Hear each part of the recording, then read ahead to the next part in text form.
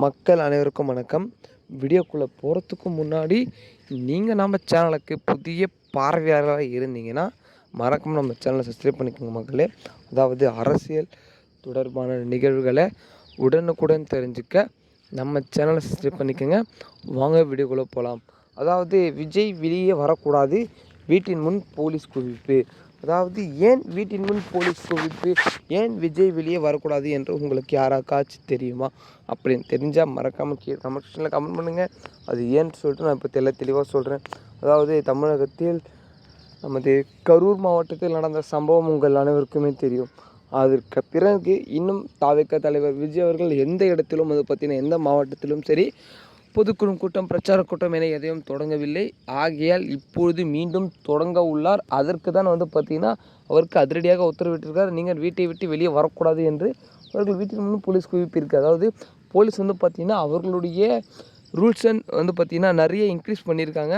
அது மட்டும் இல்லை மக்களே, அடுத்த பிரச்சாரம் எங்கு எப்பொழுது என்று பார்த்திங்கன்னா அடுத்த பிரச்சாரம் எந்த இடம் என்று தெரிகிறது. ஆனால் எந்த நாள் எந்த கிழமை என்றுதான் இன்னும் தெரியவில்லை மக்களே. அதிகாரப்பூர்வமாக எந்த ஒரு தகவலும் வரல. ஆனால் அடுத்து பார்த்திங்கன்னா சேலத்தில் தான் பிரச்சாரம் கூட்டம் கூட்டு போகிறார் கருதப்படுகிறது.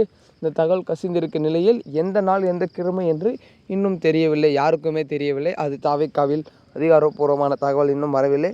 ஆகையால் அதற்கு முன் அவர் பார்த்திங்கன்னா வீட்டில் பல ரூல்ஸ் அண்ட் ரெகுலேஷனை போட்டிருக்காங்க அந்த இடத்துல மீட்டிங் போடுறதுக்கு. பட் அதையும் தாண்டி தாவேக்கா வெற்றிகரமாக இந்த பொதுக்கூட்டத்தை நடத்த முடிக்குமா அப்படின்றத பொறுத்திருந்து பார்க்கலாம் மக்களே. ஏனென்றால் இவர்களுக்கு மட்டும்தான் மிக மிக நெருக்கடியாக கொண்டிருக்கிறது என்று பார்த்தீங்கன்னா கிடையாது. அதிமுகவுக்கும் நெருக்கடி பல இருக்கிறது. இருந்தாலும் கூட இப்பொழுது புதிதாக வந்த கட்சிக்கு ஏன் இப்படி நெருக்கடி தர வேண்டும்? ஏன் பார்த்தீங்கன்னா இப்பொழுது நாம் தமிழர் கட்சி கூட தான் கட்சியை ஆரம்பித்தார்கள். அவர்களுக்கு யாருக்கும் இந்த ஒரு மாதிரியான நெருக்கடி வந்ததில்லையே. ஆனால் தாவேக்காக்கு மட்டும் ஏன் இப்படி வர வேண்டும் என்று தான் அனைவருமே கொந்தளிக்கிறார்கள். இந்த ஒரு கேள்வியை கேட்கிறார்கள், மக்கள் கூட கேட்கிறார்கள்.